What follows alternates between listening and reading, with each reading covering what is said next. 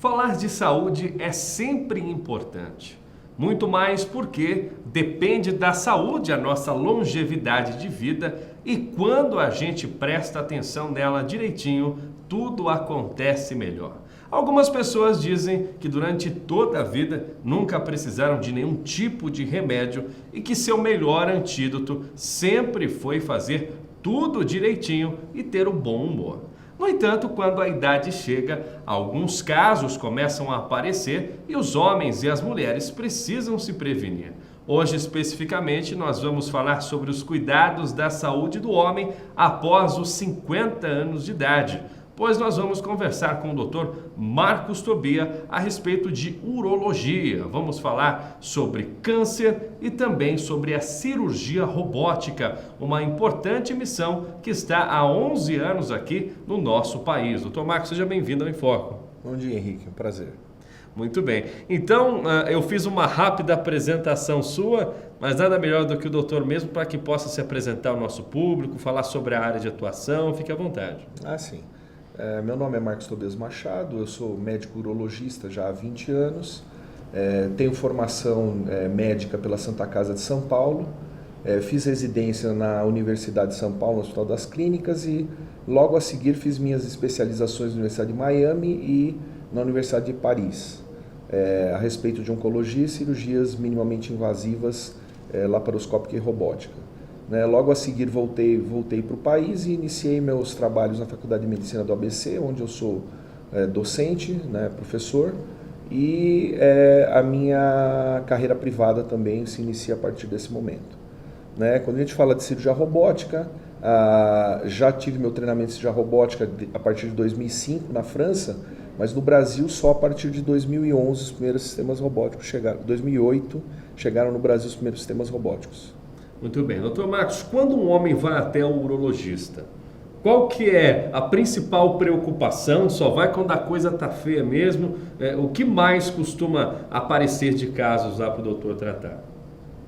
Na verdade, essa é uma coisa muito interessante, o momento certo de ir ao urologista. A gente sabe já que a partir de 40 anos de idade começam a incidir os principais problemas.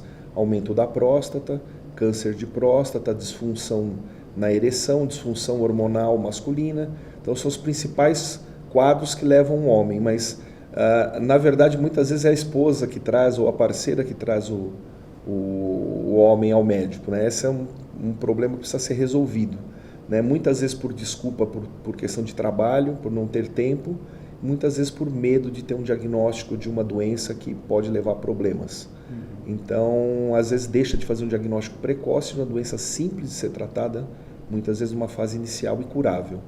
Então, isso é importante deixar essa mensagem para o público, para vir ao médico, se tratar. O homem, a partir de 40 anos, tem que ter 2 médicos, um clínico, um cardiologista e o médico que cuida da saúde do homem, que é o urologista. Muito bem. Quer dizer, eu acho que mais ou menos a especialidade da urologia ela se divide por faixas etárias de vida, eu posso estar enganado. Mas enquanto o homem está até os seus 30 anos de idade, são questões mais relacionadas à vida sexual. Depois dessa fase já começa outras questões mesmo da diagramação do corpo. Na verdade, a gente ainda tem uma faixa etária prévia e uma mais antiga. Prévia das crianças, com doenças congênitas, com fimose, por exemplo, com infecção de trato urinário. São doenças que incidem na infância. Depois a gente tem as de adulto jovem, que são as doenças sexualmente transmissíveis, e o câncer de testículo, por exemplo, uma doença que incide nesta faixa.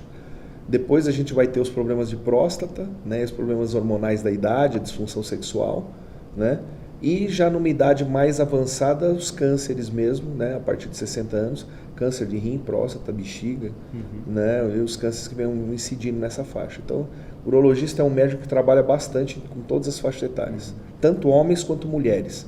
É um engano, muita gente acha que o urologista não trata a mulher, mas mulher tem infecção de urina, mulher tem rim, tem cálculo renal, tem tumores renais, tem tumor de bexiga. Então a atuação do urologista é muito ampla. Doutor Tobias, o câncer de pênis e o de próstata, que é o que a gente mais ouve falar, tem uma maior quantidade de causa pendendo para uma certa causa ou não? Por exemplo, varia muito de pessoa para pessoa? Sim. Na verdade, quando a gente está falando de câncer de pênis, a gente está falando de uma doença tipicamente de indivíduos com baixo nível socioeconômico, pobres, sem muito acesso à saúde, e a gente está falando basicamente de falta de higiene.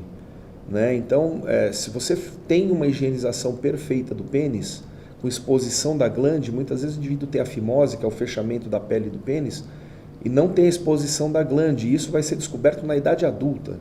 Quer dizer, aquela secreção, que é o esmegma, aquela secreção branca que o pênis produz, fica lá por anos e anos e anos. Então isso causa o câncer do pênis. Né? E a falta de higiene também. Né? Então, quer dizer, é uma doença de pobreza, que você previne com água e sabão. Simples.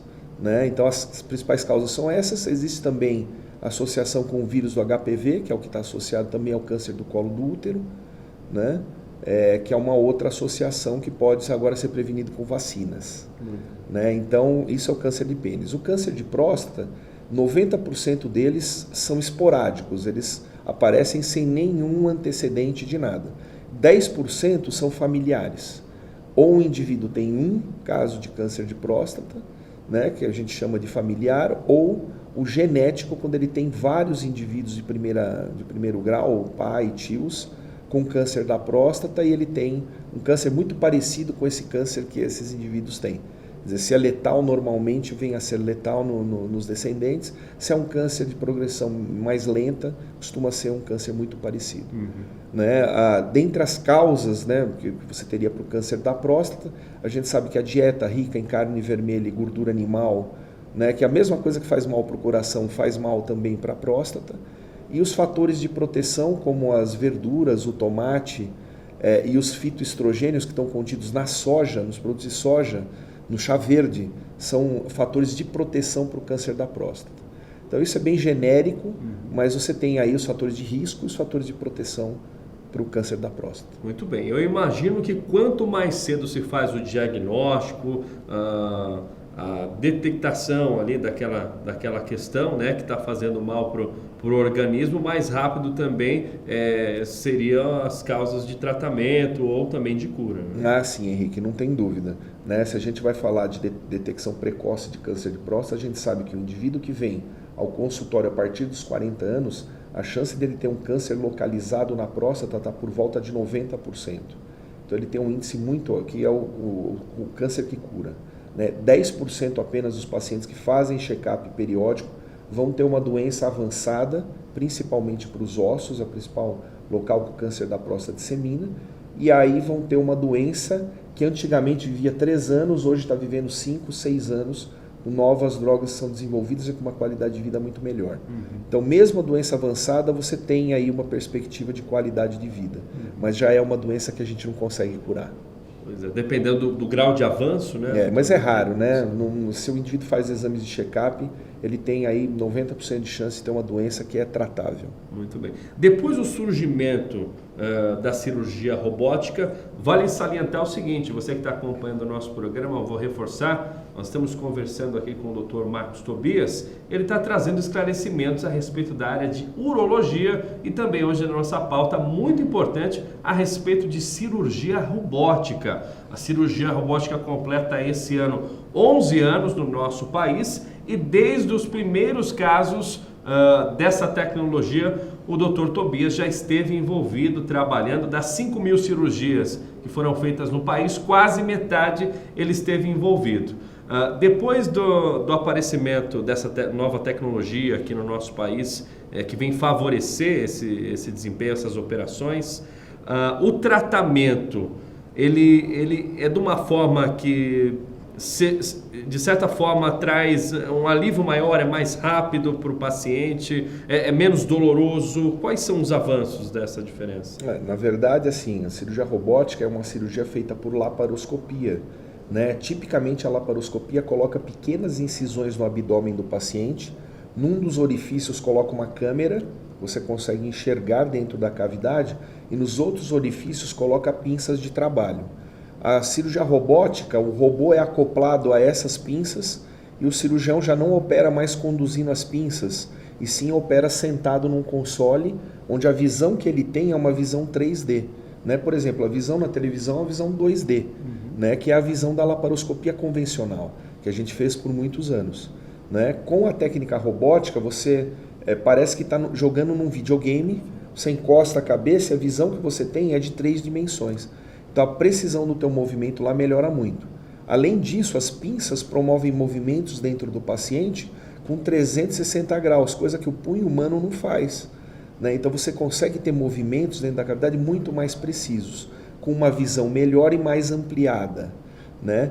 A cirurgia com pequenos orifícios, seja por laparoscopia ou por robótica, dá um pós-operatório muito melhor, com menos dor, com menos sangramento também, porque essa cirurgia é feita com gás na cavidade, então pequenos vasos são tamponados e sangra muito menos a cirurgia, recupera muito mais rápido, volta mais rápido para o trabalho, fica menos tempo internado no hospital, então, e deixa menos sequela estética, né? Então, sem dúvida, né, a maior parte das cirurgias hoje, em todas as especialidades, no abdômen tem sido feito por via laparoscópica ou por via robótica, né? A vantagem da robótica para cirurgias de porte grande, né, na urologia, como a cirurgia no câncer da próstata, o câncer da próstata fica na pelve, numa área muito profunda, né, abaixo do osso púbico, próximo do pênis, é uma região muito profunda, próxima do reto.